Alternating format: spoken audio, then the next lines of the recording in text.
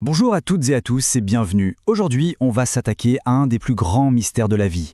Comment les espèces, que ce soit les chats, les chiens ou même nous, les humains, comment elles font pour rester stables, génération après génération. C'est un chapitre super passionnant du programme de 4e qui nous plonge vraiment au cœur de notre information génétique. On va commencer avec une question qui a l'air toute bête, mais qui est fondamentale. On l'a tous remarqué, pas vrai? Une chatte, ça donne naissance à des chatons. Une chienne, à des chiots. Jamais, au grand jamais, l'inverse. Les petits ressemblent toujours à leurs parents. Mais pourquoi au fond? Comment cette ressemblance, cette stabilité, est-elle assurée à chaque nouvelle naissance?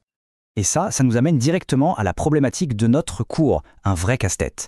Logiquement, si chaque nouvel individu vient de l'union de deux parents, un papa et une maman, on pourrait se dire qu'on additionne tout. Alors pourquoi le nombre d'informations, ce qu'on appelle les chromosomes, ne double-t-il pas à chaque fois? C'est cette énigme qu'on va résoudre ensemble aujourd'hui. Pour comprendre ce mécanisme, il faut d'abord qu'on parle du support de toute cette information, les chromosomes. Ils sont vraiment la clé de tout, le secret bien gardé de la stabilité des espèces. D'abord, mettons-nous bien d'accord sur un mot qu'on utilise tout le temps, espèce. En science, ce n'est pas juste une histoire de ressemblance. Le critère le plus important, c'est la reproduction. Des individus sont de la même espèce s'ils peuvent avoir des enfants, et si ces enfants, à leur tour, peuvent aussi en avoir. La descendance doit être fertile. Retenez bien ça, c'est le point crucial. Chaque espèce possède une sorte de carte d'identité génétique. On appelle ça le cariotype. C'est tout simplement la présentation, bien rangée, de tous les chromosomes d'une cellule.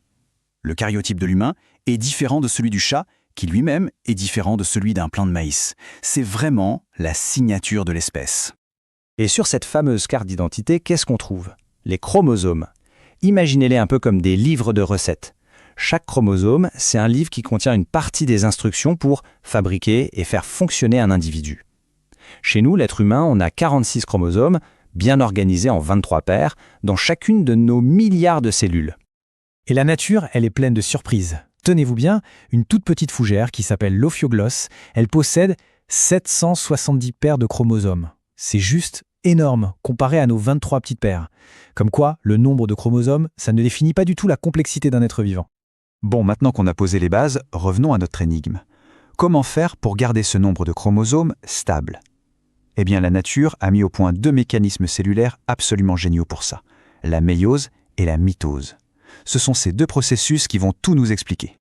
Le premier secret, c'est la méiose. C'est une division cellulaire très spéciale. Elle ne se produit que pour fabriquer les cellules reproductrices, qu'on appelle aussi les gamètes. Ce sont les spermatozoïdes chez le mâle et les ovules chez la femelle. L'astuce géniale de la méiose, elle divise le nombre de chromosomes par 2. Regardons ça d'un peu plus près. On part d'une cellule normale avec ses chromosomes qui vont par paire. Pendant la méiose, les deux chromosomes de chaque paire vont se séparer, puis la cellule va se diviser. Au final, on obtient des gamètes qui ne contiennent plus que la moitié des chromosomes. Un seul exemplaire de chaque paire. C'est une réduction qui est absolument essentielle. Et ensuite, que se passe-t-il? La fécondation, c'est le grand moment de la rencontre et de la fusion entre un gamète mâle et un gamète femelle. Le spermatozoïde apporte sa moitié de chromosome, l'ovule apporte son autre moitié. Et hop, en fusionnant, il crée la toute première cellule du nouvel individu, la cellule œuf, qui contient à nouveau le nombre complet de chromosomes bien rangés par paire. Et voilà, le cariotype de l'espèce est rétabli, le tour est joué. Mais alors, une question se pose. Comment on passe de cette unique cellule œuf à un organisme entier, composé de milliards de cellules, comme un bébé? C'est là qu'intervient notre deuxième mécanisme star, la mitose. La mitose, pour faire simple, c'est le photocopieur de la vie. Son seul but, dupliquer une cellule à l'identique. Le processus est hyper simple et super efficace. D'abord, la cellule copie chacun de ses chromosomes pour en avoir un double. Ensuite, elle se sépare en deux, en donnant à chaque nouvelle cellule un jeu complet et parfaitement identique de chromosomes. C'est grâce à des milliards et des milliards de mitoses successives que l'embryon grandit, qu'on grandit nous-mêmes et que notre corps peut se réparer quand on se blesse. Allez, à cette théorie, on passe à la pratique. Pour vérifier qu'on a bien tout compris sur cette notion d'espèce, on va analyser un cas d'école fascinant, le tigron. Alors d'après vous, le tigre et le lion, même espèce ou pas? On va voir ça tout de suite. D'un côté, on a le papa, un tigre, avec ses magnifiques rayures qui vient des forêts d'Asie.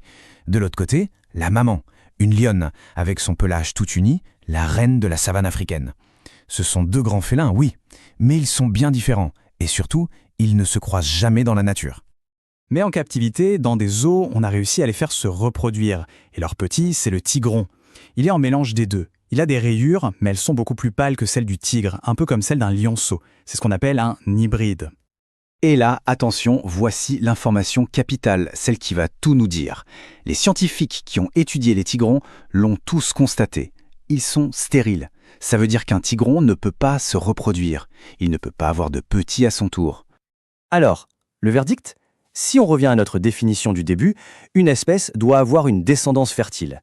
Puisque le tigron est stérile, ça prouve, sans l'ombre d'un doute, que ses parents, le tigre et le lion, ne font pas partie de la même espèce. Ils peuvent se reproduire, oui, mais leur descendance n'assure pas la continuité. C'est la parfaite illustration de notre définition. Et nous voilà arrivés au bout de notre exploration. Il est temps maintenant de rassembler toutes les pièces de notre puzzle pour répondre clairement et simplement à notre question du début. Voici un petit mémo SVT, avec les 4 points essentiels à graver dans votre mémoire. Primo. Une espèce s'est définie par sa capacité à avoir une descendance fertile, ce qui assure la stabilité de son karyotype. Secondo, la méiose, c'est le mécanisme qui divise par 2 le nombre de chromosomes pour créer les gamètes. Tertio, la fécondation fusionne ces gamètes pour tout remettre en ordre. Et enfin, la mitose, notre photocopieuse, qui multiplie les cellules à l'identique pour nous permettre de grandir. Alors, notre énigme du début, elle est résolue. Le nombre de chromosomes reste stable grâce à ce balai incroyable entre la méiose qui réduit et la fécondation qui restaure. Mais vous savez quoi, ça ouvre la porte à une nouvelle question encore plus passionnante. Maintenant qu'on sait comment l'information se transmet, on peut se demander comment cette information, écrite dans nos chromosomes, décide de qui nous sommes. Pourquoi a-t-on les yeux bleus ou les cheveux bruns ?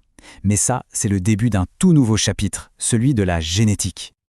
Et voilà, ce cours est terminé. J'espère que cette exploration vous a plu et que tout est plus clair maintenant. Si c'est le cas, n'hésitez pas à laisser un petit pouce en l'air, ça soutient énormément. Et bien sûr à vous abonner pour ne rien manquer des prochaines aventures scientifiques. À très bientôt.